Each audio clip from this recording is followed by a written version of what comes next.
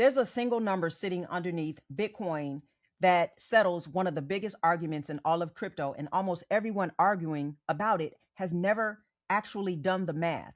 They argue about the price, they argue about belief, they argue about whether Bitcoin will one day become the money the whole world spends, but none of that is the real question.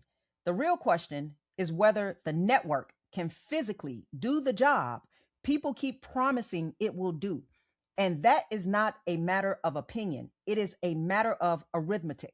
So today I'm going to walk you through the one calculation that changes how you see this entire space and why it points straight at the thing that XRP was built for. Now, I'm Camila Stevenson, and around here we talk wealth. Go ahead and like the video and subscribe if you have not already. And I want to say this is not financial advice. This is only being shared for educational and entertainment purposes.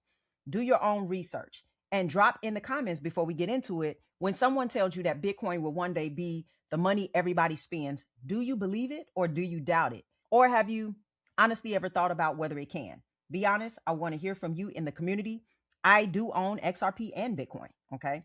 But I believe in the utility of XRP much more than Bitcoin. Okay. Although I do have Bitcoin as an asset. So as a matter of fact, let me set this up very fairly because I want to clear this from the very beginning.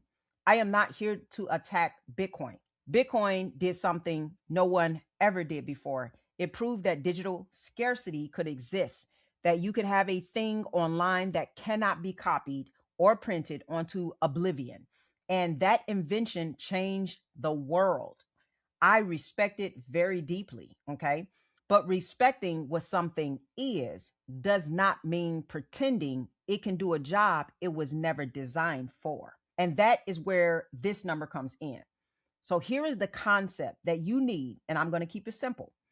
Every payment network has a speed limit, a maximum number of transactions it can actually process in a second. The industry word for it is throughput. But just think of it as how many payments can squeeze through a door per second. Bitcoin's base layer, the main network itself, settles somewhere around 5 to 7 transactions per second, not per person, not per country, per second for the entire planet.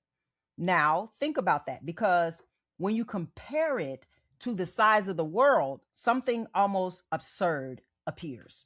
There is roughly 8 billion people on the planet. So let us actually run the arithmetic that is going to help you to understand this. If the network can confirm about 7 transactions every second, and you spread that across 8 billion people, the average person on the planet will get to make somewhere in the neighborhood of 1 Bitcoin transaction for every decade. One, not one day, not 1 year, one every several decades. And I'm not exaggerating for effect or anything. That is simply what you get when you divide the capacity by population. And when you see this, the dream of Bitcoin becoming the everyday money the whole world spends collides head on with basic math. There are not enough seats. 8 billion people cannot share 7 seats per second and call it a global payment system. Now, I want to be fair again because the Bitcoin supporters listening have a real response to this, and I'm going to give it to you honestly. And remember, I am a Bitcoin investor. Like, I have Bitcoin. But they will say that there are extra layers built on top of Bitcoin, like the Lightning Network, which is a system designed to bundle lots of payments together off the main chain and settle them later. And that's true. The technology is there and it does help. But here is the part that does not go away. Every one of those layers eventually has to settle back down onto the base layer. And the base layer only still moves that same handful of transactions per second. You can build a beautiful, towering structure of payments on top, but it all rests on a foundation with a very narrow door.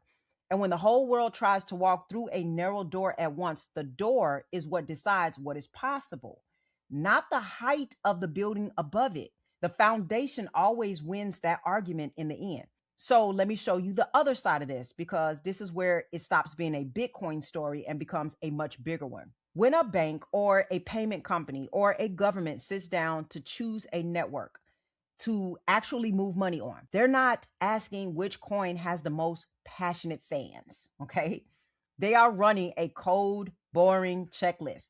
How many transactions per second can it handle? How fast does a payment become final and impossible to reverse? How predictable is the cost? And the XRP ledger was engineered around exactly those three questions from the very beginning. It is built to settle on the order of well over 1,000 transactions per second with finality, meaning the payment is completely done and cannot be clawed back in around 3 to 5 seconds. That is not a small upgrade over a handful per second. That is a completely different category of machine built for a completely different job. And that's the whole insight I want you to walk away with. This was never Bitcoin versus XRP in some fight to the death. They were built to do two different things. Bitcoin was built to be scarce, a digital store of value that a relatively small number of people settle into and hold. XRP was built to be plumbing, the rails that millions upon millions of payments move through every single day. Asking Bitcoin to be the world's everyday payment system is like asking a vault to be a highway. The vault is excellent at being a vault. It was simply never meant to move traffic. And the thing that has to move the world's money at scale needs throughput that Bitcoin's base layer was never designed to deliver. The architecture decides the destiny. The networks built for movement are the ones that end up moving the world. Now, let me bring this home to you because the math points in one direction, which is that the network built for the job tends to get the job, even while the crowd is staring somewhere else entirely. So I'm not giving you a date. I'm not giving you a price or anything. I am telling you that the direction, the arithmetic is pushing. And if the rails built for settlement are the ones the financial system actually adopts, then what matters most for you is not whether the adoption happens. It is, first of all, which assets you decide to position yourself into. And the second thing is where your assets are sitting when it does. Because if you're holding on to the next financial infrastructure, you have to understand what kind of move that's going to look like, what kind of asymmetry advantage you're going to have, what the ROI looks like for you, especially when you're buying them at these prices.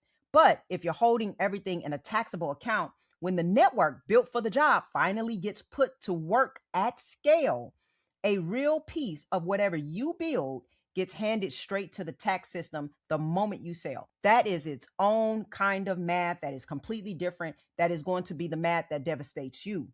And it is also the part that you can actually control. You can actually make a decision on how to protect yourself from this. So here's the move that protects the upside that you're positioning for. The institutions building this settlement layer think in 10 and 20-year horizons. And there is exactly one account an ordinary investor can use that is allowed to think on the same timeline without the tax drag. And that is the Roth IRA. You pay your tax going in, and from that day forward, the growth is untouchable no matter how high it climbs. So when the building phase finally turns into the usage phase, you are not splitting the results with anyone. You are keeping the whole thing. And this is why I do hold a piece of my own XRP exactly this way through iTrust Capital alongside metals and a handful of other digital assets in the same account. And they also give you a $100 funding bonus into your account when you fund it. Okay. And so you can take that money and invest in more assets. The link for that is in the description. And if you are concerned about your own specific situation and not sure, what to move, in what order, how to protect it, what the timeline looks like, if you should rebalance your portfolio, what to reallocate into, then that is what my clarity calls are for. We're going to look at your numbers, your portfolio, your specific situation, your family, your timeline, and we're going to develop something that is personalized for you and your family to protect you in the future. All right. And so the link for that is also in the description. Also, tell me in the comments after understanding the math and going through exactly what Bitcoin and XRP are designed for. Let me know what your thoughts are. Let me know how you see this going. If you feel like Bitcoin is the money of the future, is the financial infrastructure of the future that institutions will be using, or do you see the XRP ledger being used for institutions. I just want to see what you are thinking about it. All right, go ahead and like the video and subscribe if you have not already. And one thing I want you to walk away with understanding is that there are assets that you should be thinking about investing your hard-earned money in. Hopefully you are working and building your cash flow up. But what are you going to do after that? Because your purchasing power will be eroded over the next 10 years. And so if you're not positioning in something, I think you're leaving a lot of money on the table. All right, and so I want to encourage you to use this time very wisely, because your family will be affected by what is going to take place in the future of our economy. So position yourself wisely. And as always, I want you to stay wise, stay wealthy, and I will see you in the next video.